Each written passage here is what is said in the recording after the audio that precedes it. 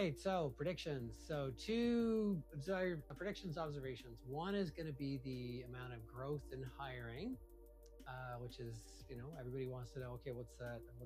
A company's going to be hiring more people, the same, fewer. So what's the trend been over the last 3 years? Well, it fell off a cliff from 2022 to really the early part of 2023. At one point, hiring was down almost 98%, according to the most recent stats that I saw. Right now, it's about a drop of 87%.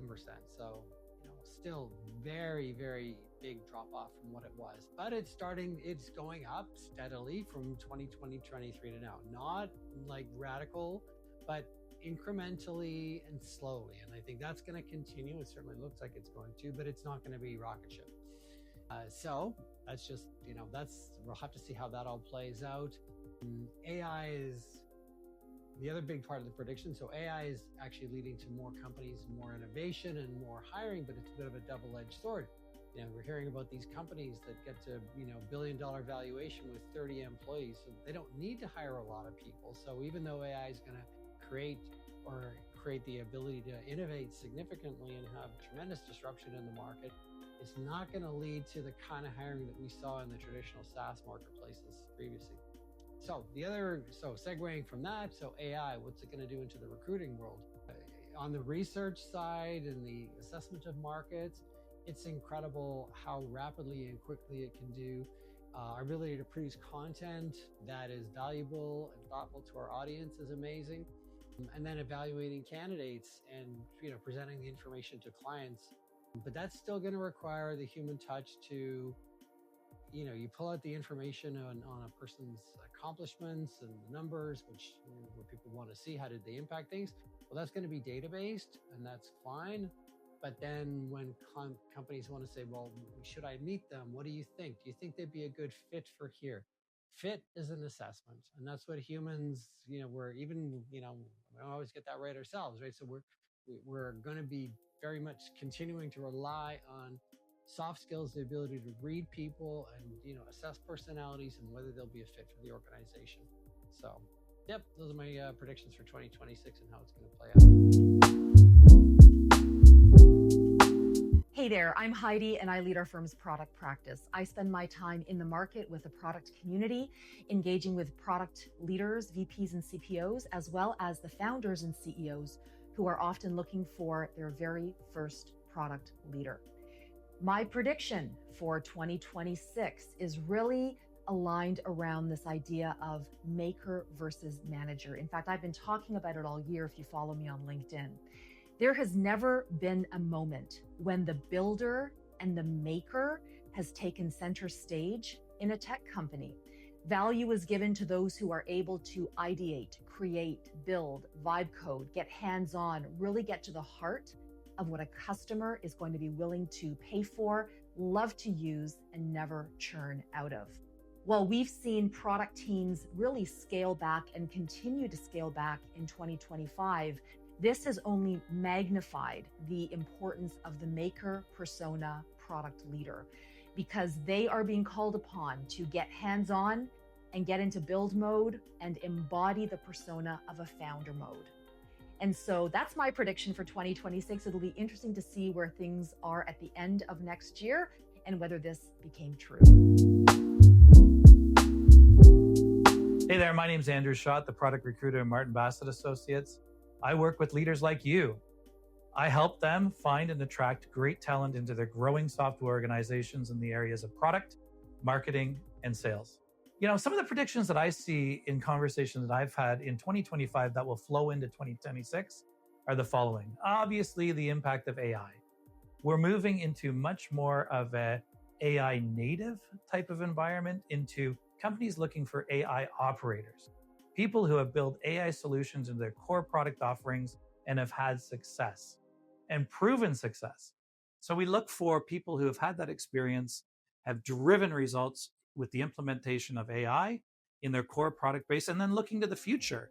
What does the company look like as we continue to build and grow? And what do competitive offerings look like in the marketplace as well? Some other common themes that everybody is talking to me about these days is that whole word builder. What does that really mean?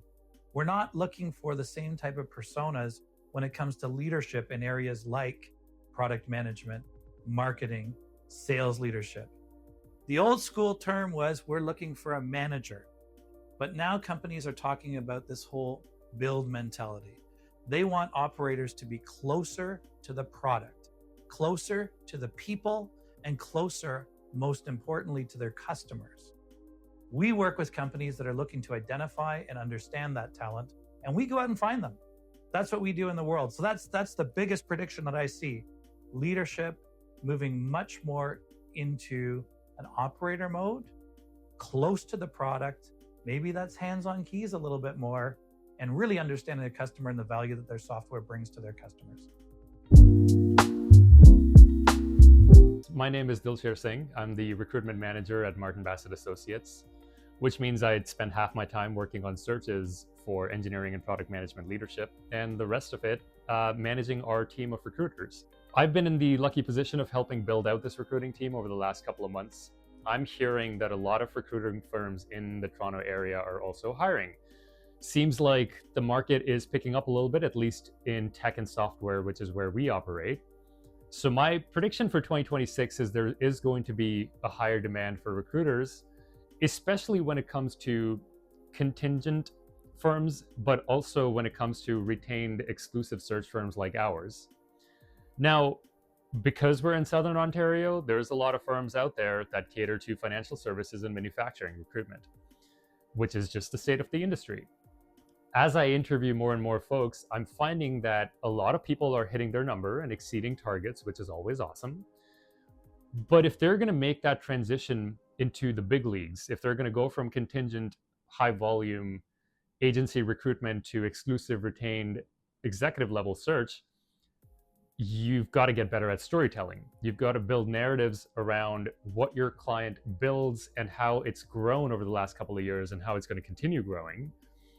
And that applies doubly to the people you're speaking to, the candidates, because if you're coming from contingent high volume, you're used to what do you do right now? How much notice are you going to have to give? How much money do you make? And you're going to have to teach yourself how to talk more about growth narratives. What have you built and how has it scaled since you've been building it? And how does that apply to my client? That storytelling piece is going to be super important as recruitment firms in the GTA start bouncing back and hiring more folks. It's going to become important for you to polish those skills. That's my prediction for 2026. Thank you. Hi everyone, Viviana Pulido here again, talking about the predictions, but now for 2026. Well, first, diploma doesn't matter. What matters is what you do. In 2026, no one cares about the paper hanging on the wall. What founders want to know is if you're able to move the needle. If you've built, grown, launched, or fixed something that really matters. Startups are actually hiring doers, not talkers.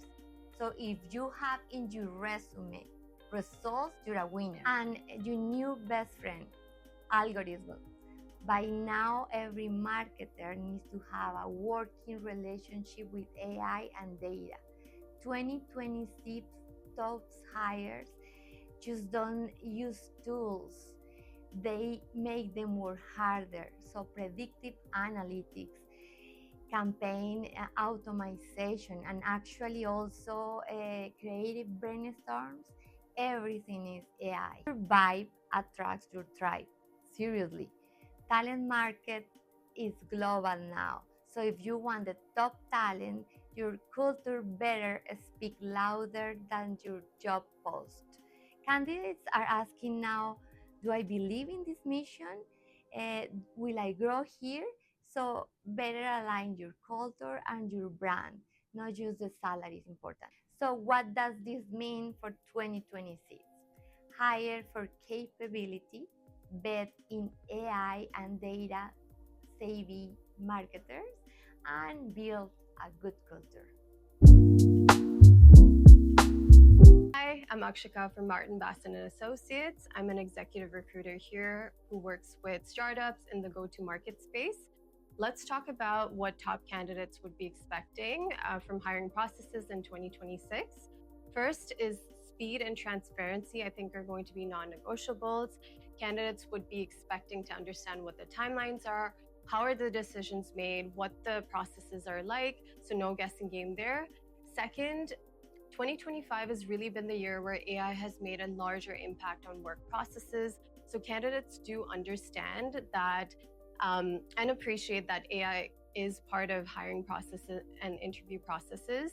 However, what will really be the differentiator is having meaningful conversations with actual leaders.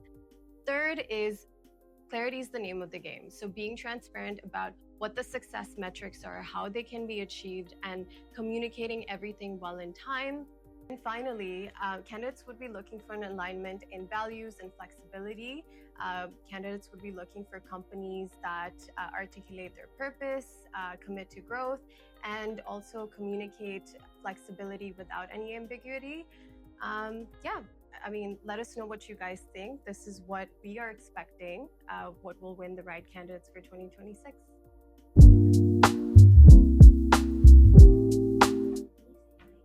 Thank you and Merry Christmas. Okay,